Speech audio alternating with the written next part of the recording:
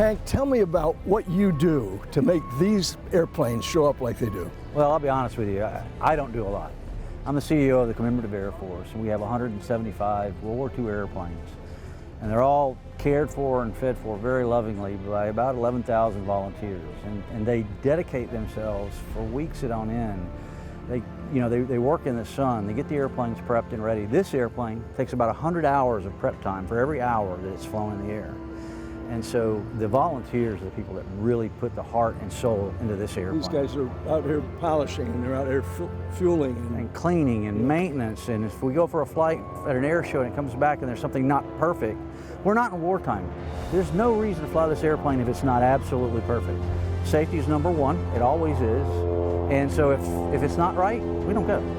How did you get to be the youngest B-29 pilot since World War II? That's a great question.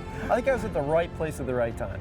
And I think anybody who flies these old airplanes is more than just the stick and rudder skills. You gotta have heart for it. You really gotta love the history behind the airplane. You gotta love what this airplane stands for. You gotta love your country. Sorry, Terror, Super Fortress departs parallel westbound turn. Hey, Bob, sorry, good direction, 16 right. There's 30. All right, here we go. Engineer's throttle set max power. It's 80, 100. Engine, good propellers. 125. All right, flaps up, and engineer set climb 2. Climb 2. Flaps coming up. Okay to the right. To the right. Yeah, Culpeper, Super Fortress, 529 Bravo. Okay. Crew report. Pilot's in position. Co-pilot position. Flight engineer in position. Right scan. Left scan. Nav scanner. Bombardier. Couldn't do it without you, Colonel. I was 14 years old the first time I saw this airplane fly into Oshkosh, Wisconsin, the big air show. I said, that is the most amazing thing I've ever seen. And I'd seen some of the B-29s at some of the static museums. This one was a flyable B-29, right? There's something inside you that just goes, oh my goodness.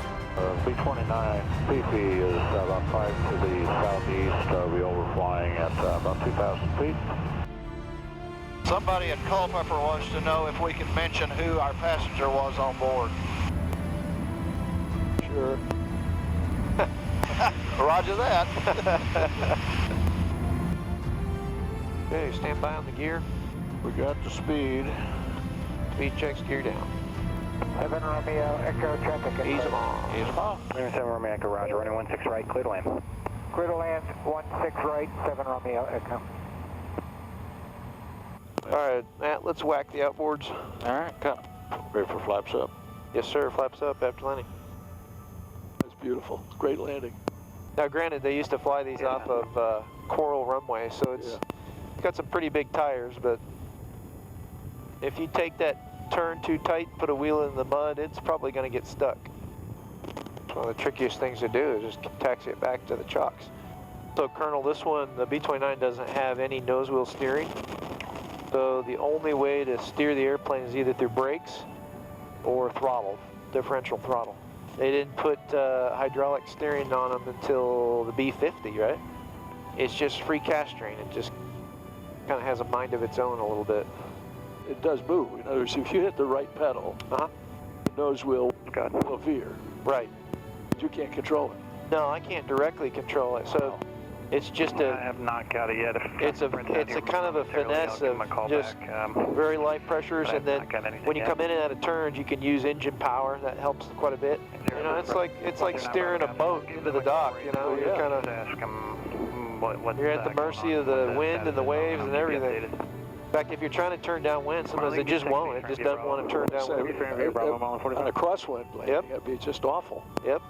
Yeah, you fly a B-29, you come back sweating. You're wore out, right? No hydraulics, no power assist. It's like driving your grandpa's 57 Chevy, right? Everything is mechanical, everything is just, you gotta work for it. And that's what really, you could see that the aviator back in World War II had to have finesse to fly an airplane. They had to, it was an art form. And no doubt, you fly this airplane, it's gonna make you work for it.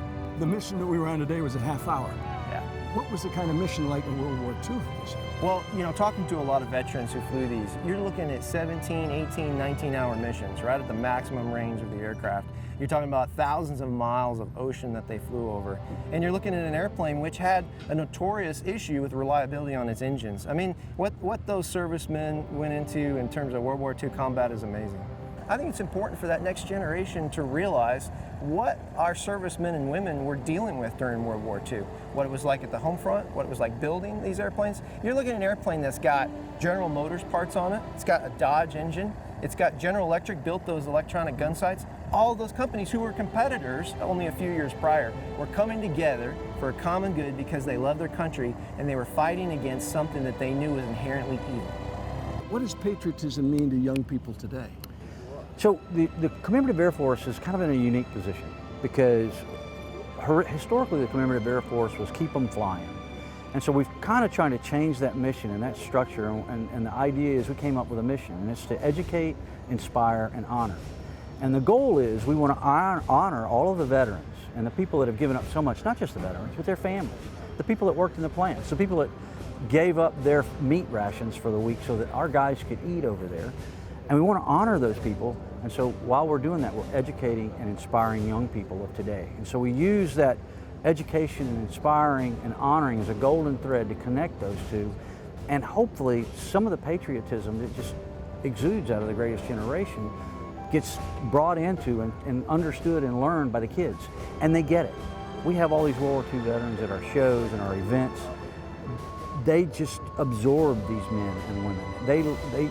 It's amazing how excited they get by these airplanes, because this isn't a museum where you just walk around and you look at it. They can touch it, they can see it, they can smell it. And so patriotism and history becomes real. It's not a fable from a book or a TV. Thank you, guys. God bless you. Gotcha. Yes, ma'am. It's a privilege to get to do what we do.